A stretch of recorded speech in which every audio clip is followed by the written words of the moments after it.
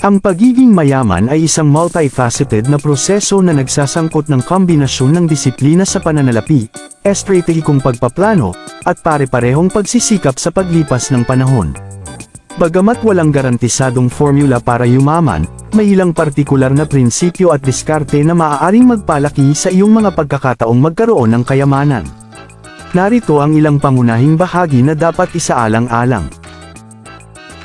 1. Kumita ng higit pang pera. Palakihin ang iyong potensyal na kumita sa pamamagitan ng pamumuhunan sa edukasyon, pagkuha ng mga mahahalagang kasanayan, paghahanap ng mga pagkakataon sa pagsulong sa karera, o pagsisimula ng side business. 2. Mag-ipon at mamuhunan ng matalinong. Bumuo ng isang ugali ng pag-iipon ng isang bahagi ng iyong kita at mamuhunan nito ng matalino upang makabuo ng kita sa paglipas ng panahon. Isaalang-alang ang pag-iba-iba ng iyong mga pamumuhunan sa iba't ibang klase ng asset gaya ng mga stock, bond, real estate, at mutual funds para mabawasan ang panganib at ma-maximize ang potensyal na paglago. 3. Live below your means. Iwasan ang labis na paggastos at mamuhay ayon sa iyong kinikita. Magsanay ng pagtitipid sa pamamagitan ng pag-una sa mga pangangailangan kaysa sa kagustuhan, pag-iwas sa hindi kinakailangang utang, at paggawa ng maingat na mga desisyon sa pananalapi. 4. Gumawa ng maramihang mga agos ng kita, galugarin ang mga pagkakataon upang makabuo ng mga passive income stream tulad ng mga ari-arian sa pag-upa, mga dibidendo mula sa mga stock, interes mula sa mga savings account, mga royalty mula sa intelektual na ari-arian, o kita mula sa mga online na negosyo. 5. Mabisang pamahalaan ng utang. Bawasan ang utang na may mataas na interes at bumuo ng plano upang sistematikong bayaran ang mga umiiral ng utang. Iwasan ang pag-iipon ng utang para sa mga hindi mahahalagang pagbili at unahin ang pagbabayad ng utang upang mabakant ang mga mapagkukunang pinansyal para sa pag-iipon at pamumuhunan. 6. Magtakda ng mga layunin sa pinansyal. Magtatag ng malinaw na mga layunin sa pananalapi at bumuo ng isang roadmap upang makamit ang mga ito. Mag-impok man ito para sa pagre-retiro, pagbili ng bahay, pagsisimula ng negosyo, o pagpopondo sa edukasyon ng iyong mga anak. Ang pagkakaroon ng mga partikular na layunin ay makakatulong sa iyong manatiling nakapokus at masigla.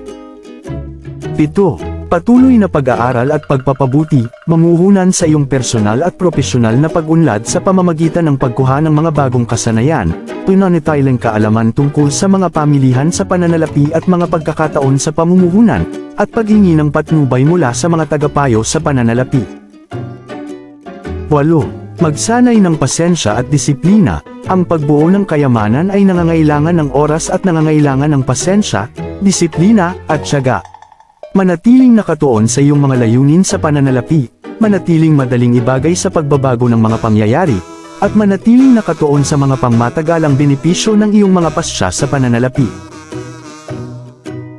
9. Protektahan ang iyong mga asset. Pangalagaan ang iyong kayamanan sa pamamagitan ng pagkuha ng sapat na saklaw ng insurance, paglikha ng plano ng ari-arian, at pagpapatupad ng mga diskarte sa pamamahala ng peligro upang mabawasan ang mga potensyal na panganib sa pananalapi at kawalan ng katiyakan.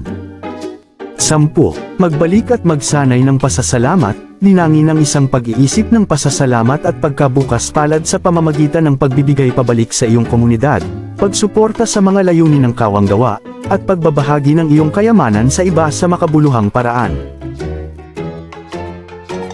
Bagamat walang garantisadong formula para yumaman, ang paggamit sa mga prinsipyo at estratehiyang ito ay makakatulong sa iyong bumuo ng matatag na pundasyon para sa tagumpay sa pananalapi at makamit ang iyong mga pangmatagalang layunin sa kayamanan.